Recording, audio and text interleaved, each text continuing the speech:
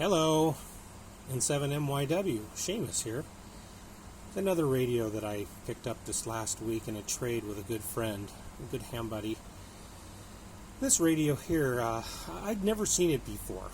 It's called the Bridgecom BCH-220, and as the 220 states, you can tell it's 220 megahertz handheld.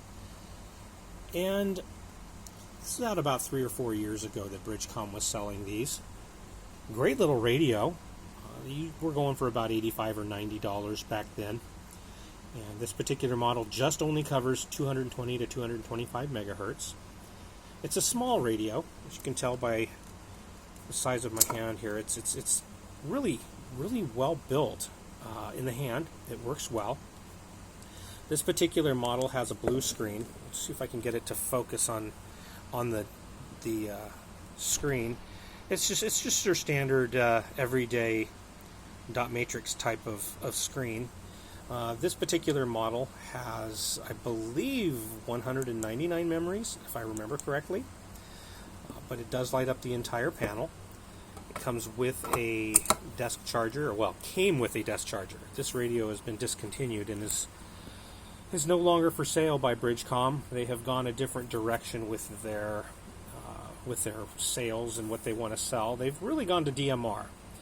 But this little radio here, I have to admit, it's quite a gem. I really think that manufacturers could really come out with some radios like this more often. The 220 band is already neglected enough, and I think if there were more radios like this, maybe it would get a little bit more activity, get some repeaters out there.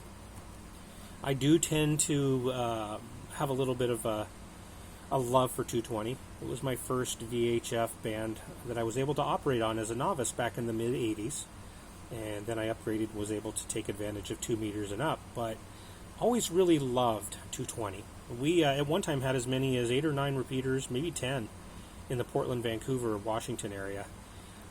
But that's changed. We're down to about 5 or 6. That's pretty good. In the Northwest even has a 220 megahertz repeater link, where they've linked up some repeaters up and down near the Puget Sound area down to the coast. So a radio like this, being so light, compact, easy to take with you, it really is nice. I'm going to get another battery for it because the battery doesn't last super long, but it does a pretty good job. I believe it's an 1100 milliamp. But the lightweight of this radio is really nice, and I'm hoping to have some good adventures with it. I do have another handheld that's on its way, a Tribander by TYT. So I hope to do just a mini review on that later. But this particular model by Bridgecom, the BCH-220, you might find one used. There are definitely some out in the marketplace. Comes with the battery, the radio, the belt clip, the antenna, the desk charger, and the adapter. That's pretty much all you get. But the price was really good.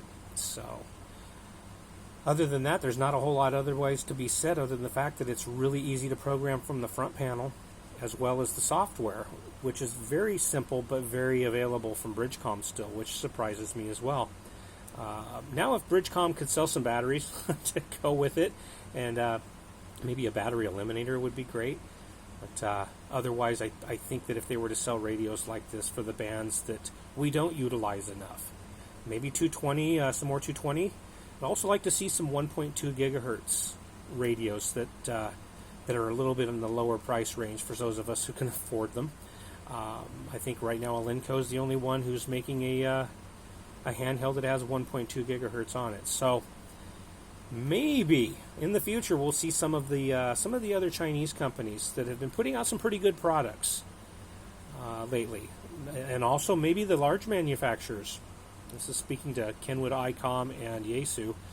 How about some more 220? How about some more 1.2 gigahertz? Or even how about 902? The 900 megahertz could be something we could look at. Just they definitely have been paying attention to some of the other manufacturers out there, like Anytone and Woshan, some of the others that are coming out. Anyway, it's just a little bit of my viewpoints on this wonderful little handheld, and hopefully we'll do another review on the new radio coming in soon. But Let's enjoy to use. I'm going to take it with me a little bit this week and see if I can scare up some contacts on 220 around here. Please, if you like this video or any of the other videos on my YouTube page here, please subscribe. Hit the thumbs up button, hit that like button, and tell your friends. I'd love to do some more videos and see what I can come up with for some ham radio fun. Thanks for watching.